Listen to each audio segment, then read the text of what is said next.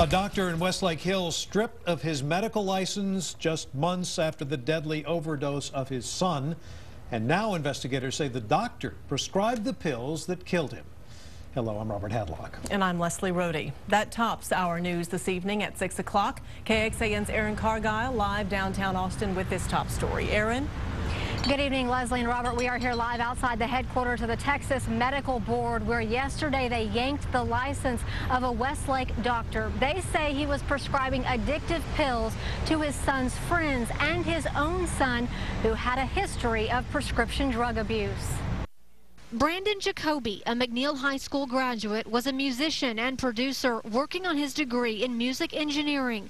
But last year, 5 days before Christmas, the 24-year-old died at his family's lakefront home in Westlake Hills. Under his bed, investigators found empty pill bottles his dad, Dr. David Jacoby, had prescribed to his son's friends. You know, as a parent myself, it would be horrible to think I'd done something that, you know, could have hurt one of my kids.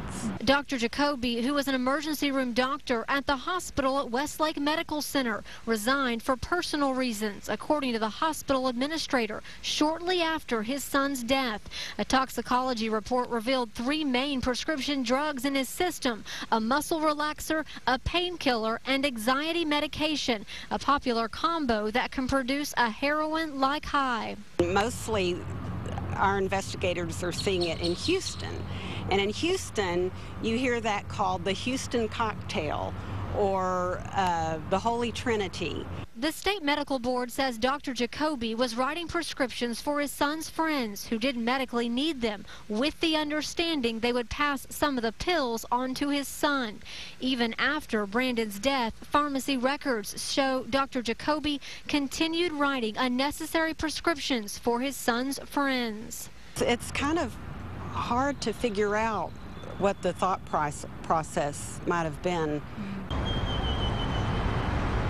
And Dr. Jacoby's license is temporarily suspended. Now he has a chance to come here and tell his side of the story and fight for his license if he wants to. We were not able to reach him for comment today. There have been no criminal charges filed. The Travis County Sheriff's Office investigated his son's death and call it an accidental overdose and say the father did not force his son to take those pills. Live in downtown Austin tonight, Aaron Cargile, KXAN Austin News. Thank you, Aaron. Well, the state says they're about to get much faster when it comes to catching questionable doctors and patients abusing pills. About a year ago, we brought you a special report that uncovered a funding issue, slowing down the system that keeps up with who's prescribing what and how much patients are getting. Right now, doctors have to request it in writing, and the response is not always immediate, especially on the weekends. The state says an online database accessible 24/7 should be rolling out in July. They're working on the security aspect right now.